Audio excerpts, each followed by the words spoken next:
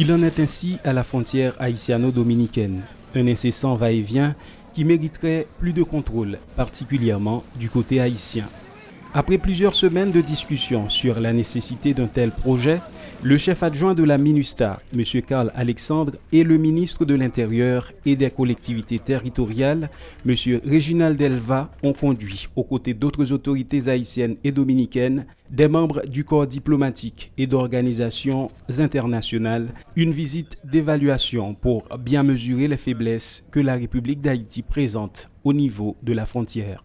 Le but de visite là, c'est pour nous voir qui gens nous capables de travailler ensemble. Le but de cette visite est d'observer les possibilités de travailler d'un commun accord avec le gouvernement haïtien, d'une façon efficace pour aboutir au déroulement des normes du commerce et de l'immigration. Et pour analyser ensuite le type de personnel qu'il faudra déployer pour effectuer cette besogne. Déployer que le gouvernement haïtien surtout est obligé de déployer sous frontière là pour travailler ça capable de faire.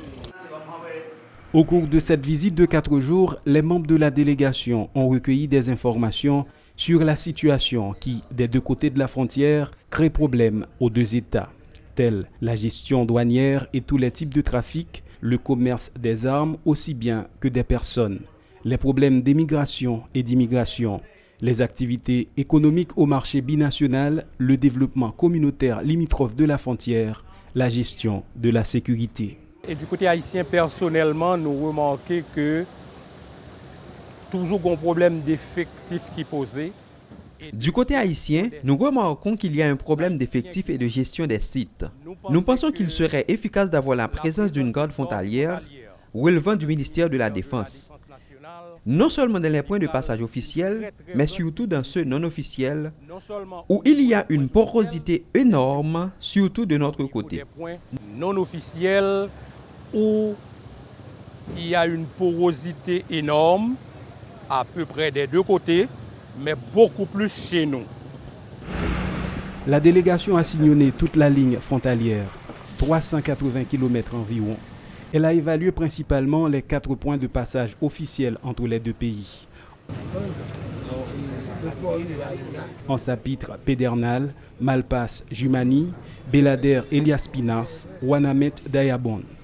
Sans pour autant négliger les autres passages clandestins qui s'étendent sur les 16 communes frontalières haïtiennes, situation qui constitue des poches de déficit énormes pour le pays. Nous pas dédaigner que sur le plan économique, à cause de la contrebande.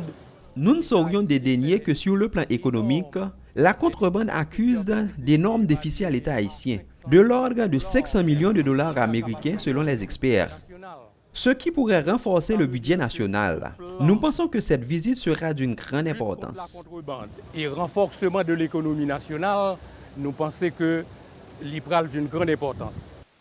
En effet, cette situation a permis d'identifier plusieurs actions à entreprendre pour renforcer les points faibles au niveau du contrôle de la frontière, notamment les barrières, les caméras de surveillance, une force de police frontalière plus vigilante, avec la présence de beaucoup plus de policiers haïtiens. Projet qui s'étendra sur court, moyen et long terme. Nous n'allons pas tout solutionner d'un seul coup. Le premier pas, c'est la tenue de cette visite en vue de développer un plan stratégique de concert avec le gouvernement haïtien.